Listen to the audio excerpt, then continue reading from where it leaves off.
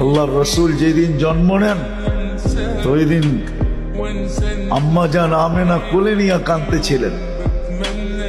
সবাই জিজ্ঞাসা করতেছে কাঁদো কেন? পরিবারের লোকজন, শ্বশুর বাড়ির লোকজন কেন কাঁদো? আব্দুল্লাহ নাই।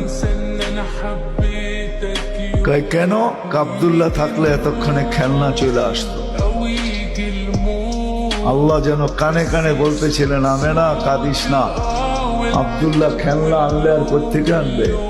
মক্কার বাজার থেকে পাথরের আনবে, কাঠের আনবে, প্লাস্টিকের আনবে, মাটির আনবে। সূর্য ডুবতে দে, চাঁদকে খেলনা বানায় পাঠায়। আর ঘটছেও তাই।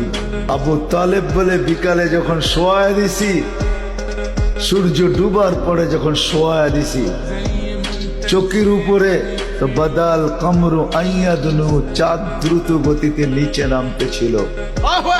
আর আমি তাকায় তাকায় দেখতেছিলাম। যখন একবারে নিকটে চলে আসছে তো চিৎকার দিয়া ফেলছি, ভাবতেছিলাম তোমার উপরে পড়া না যায়, কিন্তু তোমার মাথার কাছে এসে থেমে গেছে। তুমি হাত পাও নাড়াচাড়া করতেছিল আর চাঁদ উপরে ডান্স করতেছিল। তো বলছে চাচা জানেন চাঁদ কি বলতেছিল? তা তো জানি না।